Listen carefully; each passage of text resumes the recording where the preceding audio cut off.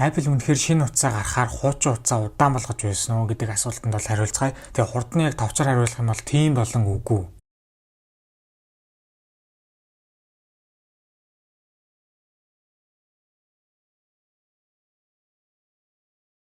2017 оны 9 сар 19-ны өдөр хүмүүсийн хүсүүлж исэн шинэ үйлдвэрлэлийн систем нь бол гарсан. Шинэ контрол центртэй, шинэ wallpaperтэй, iOS 10-аас анимашн нь өөр, дизайнх нь хоолой хүртэл илүү бодиттой болсон гэдэг аюу гой өөрчлөлтүүдтэй бол байсан. Гэхдээ дийлэнх тохиолдолд бол iOS 11 зөвхөн батарейг нь үнэхээр гайхмаар үнэхээр муутгаж ийсэн. Тэгвэл арай дэндүү энэ ч надад юу вэ? Юу болоод байна гэж бодогдтол үнэхээр бол тийм байсан. Тэгээд миний хувьд тухайд iPhone 7 Plus барайд жил гарангийн хугацаа өнгөрч ийсэн.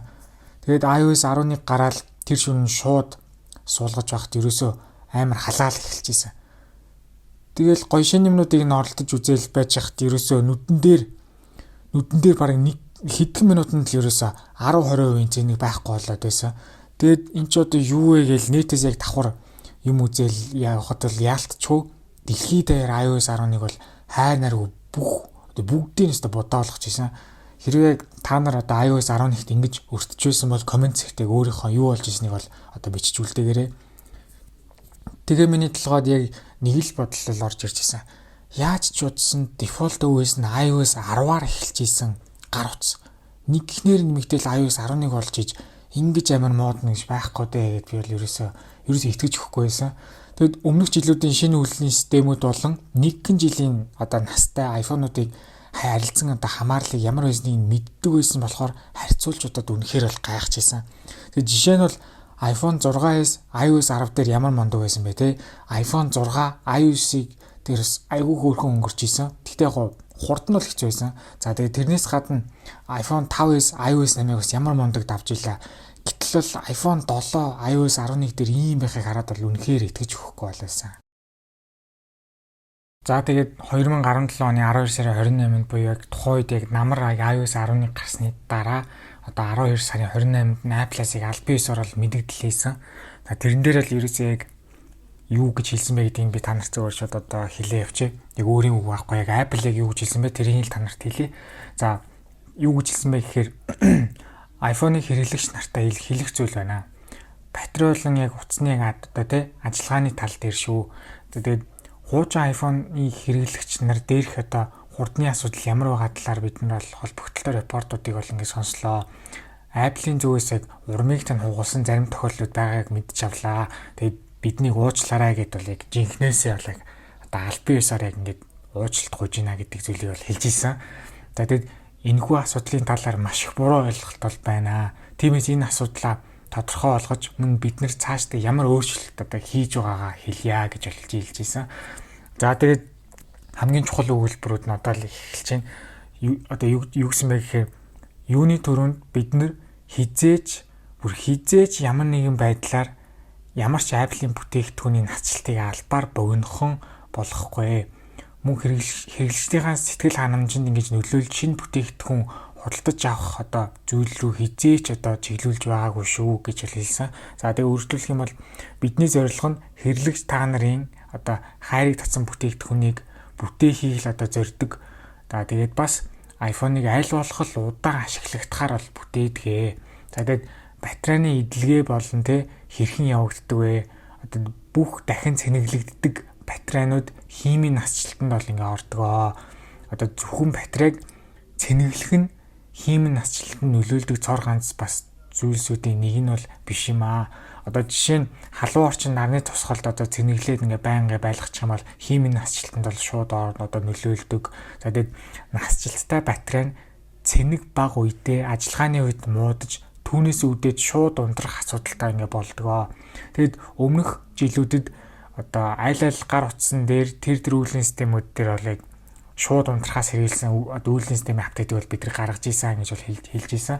За тэгээд сүүлийн үеийн хэрэглэгч нарын репорт болон энэ репорттой холбоотой асуудлуудыг хараад дараах одоо алхмуудыг хийхээр болж байна гэж хэлж ийсэн. Нийт 3 бол алхам бол одоо хэлж ийсэн байгаа. Хамгийн ихнийх нь баталгаад хугацаанд дууссан iPhone-уудын батарей солих үйлчлэгийг $79-оос $29 болгож 1 жилийн турш юм одоо үнийн юм одоо хөнгөлт бол ингээ гаргаж байгаа гэдгийг хэлж ийсэн. За хоёр дахь алхам маань болохоор 18 оны ихээр батарей хэлт харуулдаг болгоно гэж бол хэлсэн байгаа. Тийм. Энэ бол аяга бас үнэхээр дараа нь хүмүүсийн дараа зөндөө одоо санаа тавьдаг зүйл болсон шүү дээ. Тэгэхээр 3 дахь нь болохоор насжилттай батарейн дээр үүлгийн системийн чанар болон шууд унтрахаас сэргийлэх тал дээр сайн одоо ажиллах болно. Apple-ийн үед одоо хэрэглэгч гэдэг бол одоо бүх зүйл маань одоо маш чухал зүйл маань юу гэж бол хэлсэн байдаг. Саяны уучлалт гуйсан нүүрнээс гадна Apple бол өөр нэг одоо дахиад тэрнээс гадна 3 болыг одоо саяны холбогдлолтой 3 одоо тайлбар бол нүүр бол оруулсан байдаг. За тэгээд хоёр дахь нүүрэн дээр нь бол яг юу гэж ярьсан байдаг вэ гэхээр би ер нь бол яг гол чухал хэсгүүдийн л яг яриад явна. Тэгээд яг хоёр дахь дээр нь ямар ч байсан iPhone хэрэглэхэд бол энгийн байхаар бол инженерчлэгдэж одоо ингэ бүтээгдсэн байдаг. Бүх дахин цэнэглэгддэг батарей нь насжилтын хязгаартай байдаг. Тэгээд насжилт ихсэх тусам iPhone-ы үзүүлэлт хурданд нөлөөлдөг. iPhone-ы батарей нь lithium ion технологи хэрэглэдэг. Өмнөх үеийн батарейны технологитой харьцуулахад lithium ion нь илүү хурдан цэнэглэгдэж, илүү удаан цэнэгээ барьдаг. Тэгээ мөн бусдаас илүү чанартай батарей бол ингээд санал болгодгоо гэж хэлсэн байгаа. Lithium ion одоо хэрэглэдэг гар усныхаа технологиг одоо тайлбарлаж штэ. Тэгээд бүх батарей химийн насжилтанд бол ордог. Батарейны maximum capacity гэдэг нь анх байсан одоо үеэсээ одоо хэр цэнэгээ барьж ийн гэдгийг бол одоо харьцуулж бол ингээ хэлтгэгддэг. Тэгээд утас бүрэн төгс ажиллахын тулд батарейнаас цэнэгийг бол их шаардна гэж бол хэлсэн байдаг. 3 дахь холбоотой нүүрэн дээр нь яг яагаад lithium ion технологи гэж яддаг одоо холбоотой бол нүүр байсан. За яг lithium ion одоо батарейтай технологи нь 80% хүртлээр хурдан цэнэглэгдээд үлдсэн 20% нь бол удаан цэнэглэдэг горимдоо ордог гэж бол хэлсэн байдаг. За энэ дээр зүгээр нэмэлт юм ярих юм бол сүүлд миний яг утас цэнэглэсэн одоо бичлэгэн дээр бол харж байхад бол яг одоо 80 биш 90% хүртэл бол хурдан цэнэглэгдээд үлдсэн 10 нь бол арай хамаагүй удаан бол цэнэглэгдэж байгаа бол ажиглагдчихсэн. За тэгээд утасны температураас хамаарат үүлгийн систем нь 80%-аас цааш хэтрүүлэхгүйгээр цаарлж болдог гэж хэлсэн байлээ. За тэгээд ер нь бол lithium ion одоо батарейг хөссөн үедээ цэнэглэж хөссөн үедээ цэнэглэхгүй байсан ч болно. Яг нэг цикл гэж байгаа нь яг юуг хэлээд ийм гэхээр 100% цэнэг яг нийт одоо ашиглах буюу алдахыг бол хэлж байгаа. Жишээ нь эхний өдрөө бүтэн 100% хүртэл цэнэглээд эхний өдрөө 75%-ыг ашиглаад маргааш нь дахиж одоо 100 хүртэл цэнэглээд маргааш нь тийм үү одоо яг 25% ашиглах юм бол нэг цикл чинь одоо ингэж яг бүрдэж байна гэсэн үг юм байлээ. Дөрөв дэх нүүрэн дээр нь одоо батарейны насжилт болон цэнэгийг хэрхэн удаан барихыг одоо уртсгах вэ гэдэг талаарх бол нүүр байсан. Тэгээд яг тайлбар дээр нь одоо батарей life гэдэг нь дахид цэнэглэх хүртэлх нийт хугацааг одоо хэлж байгаа. За харин батарей life span гэдэг нь батарейгаа дахиж солиулах хүртэлх хугацааг бол ингэ хэлж байгаа гэж бол тайлбарлаж байсан. За тэгээд iPhone-ийн хувьд эхний өгсөн зөвлөгөө нь бол шууд үүлний системээ хамгийн сүүлийн үеийнх рүү апдейт хийсэн байгаарай гэж бол хэлсэн байсан. За энэ дээр бол би бол шууд зөрчилдөж байгаа. Яагаад вэ гэхээр шинэ үүлний систем гарах бүрт шинэ зүйл нэмэгддэг. Тэр шинэ нэмэгдээл байгаа зүйлсийг ажилуулахын тулд батарей өмнөхөөсөө илүү ажиллах шаардлагатай болдог. Тиймээс бол батарейгаа бодож ивэл яг одоо байгаа үүлний систем дээр үлдээрэй гэж бол одоо би бол зөвлөдөг. За тэгээд гэхдээ бол яг хуу мэдээллийн аюулгүй байдлын үүднээс болж яалтчгүй апдейт хийхээс аргагүй байдалд бас бол яг орж болно. За тэгээд цаашдаа ярих юм бол батарейгаа хэмнэхийн тулд дэлгэсний гэрлээ бага байлга гэж юм. За тэгээд бас auto brightness-а асаа гэсэн байна. За тэгээд датаны оронд Wi-Fi хэрэглэх гэсэн байна. За тэгээд low power mode асаа гэсэн байна. Тэглэхгүй яг хуу тийм юм мэдээж хэрэг батарейгаа хэмнэхийн тулд энийг бол асаадаг. За тэгээд батарей угаасаа одоо ингэ амар их гүгээд ивэл батарейныхаа usage руугаа ороод ямар app хамгийн их цэник одоо ашиглаж байгаагаа харж болно гэж юм. За тэгээд background activity буюу mail одоо автоматар ингээд fetch одоо ингээд татаад идэг одоо эсвэл тийм үү? Эсвэл яг арт талынх нь арт талд нь app ингээд байнга refresh хийдэг байвал эдрийг нь унтрааж болно гэсэн байна. За тэгээд байршлын мэдээлэл ашигладаг app-уудыг унтрааж болно гэсэн байна. За тэгээд notification ирээдвэл дэлгэц бол байнга хасан штэ. Тэнгүүд ерөөсө notification-уудаа бүгднийг унтраачж болно гэж хэлээ. За тэгээд өөр гэвэл сүлжээ муутай газар ингээ байгаад ивэл зүгээр л одоо airplane мод хасаацсан баг одоо шулуухан шүү гэж бол хэлсэн байна. За Apple-ийн амлаж ийсэнчлэн 18 оны ихэр ихэд одоо батарей хэлттэй холбоотой шинэ функц одоо нэмэгдэнэ гэж бол хэлж ийсэн. За тэгээд 2018 оны 3 сарын 29-нд одоо бидний сайн мэдэх одоо battery health гэдэг зүйл маань iOS 11.3-аас эхэлж бол гарсан байдаг. За тэгээд нарийн ингээ яриад явбал хэрвээ одоо iOS 11.3 руу апдейт хийх юм бол шууд одоо гинт унтардаг болохоос сэргийлдэг одоо болгосон функц бол нэмэгдсэн байдаг. Энэ нь бол яг iPhone 8-аас болон түүнээс хойших загварууд дээр бол сайн ажиллана гэсэн үг.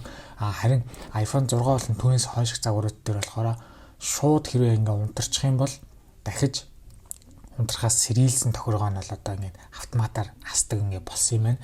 Тэгээд өөр холбогдолтой батарейтай зүйл хэлэхэд одоо энгийн батарей нь нийт 500 удаа бүтэн цэнэглэгдсэний дараа анхныхаа одоо яг хэмжээнээс 80% хүртэл авч үлдэхээр бол хийгдсэн байдаг. За ингээд яг батарей хэлцсэр рүү орох юм бол яг одоо maximum capacity, за тэгээ тэрнийхэн доор нь peak performance capability гэдэг хоёр хэсэг байгаа. За maximum capacity бол хэдүүл бол хэдүүл мэдсэн шүү дээ. Анхны үеийн батарейтайгаа харьцуулахад одоогийнх чинь яг одоо хэдүү хувьтай байна вэ гэдгийг нь харьцуулсан одоо тоон гарч байгаа тийм үү. За дордол нь болохоор peak performance capability гэсэн байгаа. Энэ дээр бол яг 3 төрлийн мессеж бол гарч ирнэ. За эхнийх нь болохоор яг батарей чинь одоо уцаж бүр ажиллуулахын тулд одоо хэвийн ажиллуулж чадчихна гэсэн одоо нормал байна гэсэн өгүүлбэр бол гарч ирнэ. Ийм байхад бол ерөнхийдөө бол батарейндээ санаа зовлт байхгүй. Харин яг дараагийн тохиолдлын мессежн дээр нь болохоор утас чинь ингээд одоо гинт ингээд унтарсан байна. Яагаад унтарсан бэ гэхээр батарей чинь уцаж чинь бүрэн ажиллуулахын тулд одоо батарей чинь хангалттай хэмжээнд одоо ажиллуулж чадахгүйсэн учраас унтарсан. Тийм болохоор одоо дахиж гинт унтрахаас сэргийлсэн горимдоо орцсон байх шүү гэж бол анхааруулж бол хэлсэн байгаа.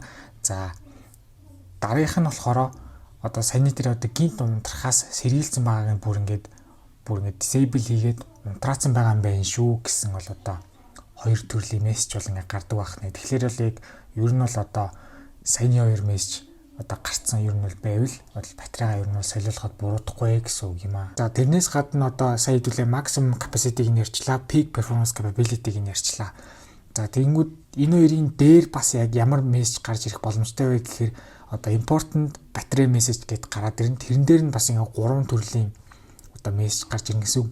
Эхнийх нь болохоор яг батарей хэлд unknown буюу одоо яг ингээ одоо ингээ батарейгаа солиулахад тэр батарейг чинь ингээд таньж чадахгүй байх гэсэн үг. Яг дутуу суулгасан, буруу суулгасан эсвэл ингээд таньж чадахгүй байх гэсэн үг. За дараагийнх нь тохиолдол нь болохоор battery health degraded буюу бүр ингээд батарей чинь бол нэлээд муутчихжээ. Ер нь солиулж болно шүү гэж одоо тийм сонголттой үйлбэр гарч ин гэсэн үг. Харин гурав дахь нь болохоор за энэ бол яг аль бишний яг одоо Apple-ийн одоо батарей бол ингээд биш байна гэдгийг нь бол таньж байгаа гэсэн үг. Гэхдээ энэ нь бол зөвхөн iPhone 10R болон 10S-ээс хооших загварууд дээр бол ингэж таньж мессеж нь бол гарч ирэх боломжтой. Тэгээд яг саяны миний харуулсан одоо өгүүлбэрүүд яг чиний гар утснаар аль нь гарч ийн гэдгийг та нар бол дараа нь бол ашиглахад бол хэрэгтэй гэж бол би бодож байна. За тэгээд энэ iOS 11.3 батарейтай холбоотой бол яг миний зүгээс тайлбар хэлэх бол ерөөсөө ингэ болохгүй байна. Бараг ингээд iPhone барьдаг ингээ бүх хүн л одоо батарей хэлэндээ санаа зовж байгаа л харагдаад байгаа. Тэгээд одоо ерөөсөө тэгмээр байна. Ягаад тэгэхээр угаасаа өссөн батарей хэлд цэнэглэх бүрт одоо ингээд унд юм байна шүү дээ. Автоматар ингээ унж байгаа. Одоо наанаал ингээ бүхлнийг оронгоор ингээ тоймолж ингээ харуулж байгаа болохоос биш. Цаанаа бол тэг цэгийн ард 4 оронч 5 оронч 10 оронгийн наривчлалтай бол ингээ бодоод явж байгаас батарей хэлт нийт байна гэдгийг. Тэгээд гинт iOS 11.3 одоо ингээ апдейт гарснаас хойш гинт одоо ингээ батарей ч мууддаг болцсон юм байна. Ийм муу болдог болцсон юм байна штэ гэсэн үл бол огт биш. Өмнө нийтэж нэг за батарей анхны одоо тэг макс утгатайгаа харьцуулахад одоо тэдээ унсан бол унж байгаа болов гэдгийг санаа зовж ерөөсө тэгж байгаагүй. Тэгээд ягаад гэвэл батарей л гэдэг одоо ойлголт бол түгээмэл ерөөсө байгаагүй. Тэгэхээр энэ бол ерөөсө зохиомл үүссэн асуудал гэсэн үг. Тиймээс тэгж их ач холбогдол өгч санаа зовох шаардлага бол огт байхгүй. Батарей хэлтэнд одоо муу болов батарей хэлт маань унчих болов апдейт хийвэл батарей хэлт маань яах бол унах уу өсөх үү гэдэг одоо ач холбогдол багтаа асуудал бити санаа зовжээ. Угаасаа өссөн автоматар өдөр үржиний батарей хэлт бол унж байгаа. Чамайг одоо гар утсаа ашиглаж илээвэл унж байгаа гэсэн үг. Тэгэхээр гар утсаа ашиглахгүй байх гэж байхгүй шүү дээ. Тэгэхээр батарей хэлт уннаа л гэсэн үг. Тэгээд тэгжлэх одоо унгамааргүй байгаа юм бол тэгжлэх 100% дээр нь барьмаар байгаа бол цоош нь утас худалдаж аваад тэрийг нэг ч удаа ашиглахгүй яг хадгалчих юм бол яг нэг хэсэгтээ тухайн утас чинь батарей хэлтэж бол унахгүй байх гэж бодож байна. Ямар ч үсэн саяны Apple-ийн тайлбар нүүрнүүдийн линкийг би description хэсгээр тавьчих. Тэгээд та нараа ороод сонирхоод уншаарай. Тэгээд ямар ч үсэн тухайн үед iOS 11 ингэж амар адармаатай үйл явдал болсны дараа iOS 12 дээр найдлага бол маш өндөр байсан. Гэхдээ тэгээд батарей бол олигтой ерөөсөө сайжраагүй, нэг ялимгүй сайжирсан. Тэгээд харин үйл ажиллагааны хувьд бол iOS 12 бол харин дажгүй болгосон байдаг. Тэгээд эцэст нь дүнжийлэхэд хоёрхан л одоо юм байна. Хоёрхан л чухал одоо ойлголт байна. Үйлсний системийг сайн ажилуулахын тулд батарей их идэгдэнэ. Эсвэл үйлсний системийг сайн батарейтай байлгахын тулд хурдыг нь удаан болгоно гэсэн хоёрхан л одоо тийм ер нь бол сонголт байгаа. iOS 11-ийн жишээн дээр бол ерөөсөө үйлсний системийг сайн ажилуулахын тулд батарейг их идэх сонголтыг нь хийж батарейг бол золиослсон. Apple хэрэглэгч нартаа хэлэхгүйгээр мэдэгдэлгүйгээр тийм шийдвэр гаргасан л ер нь бол асуудал болсон байдаг.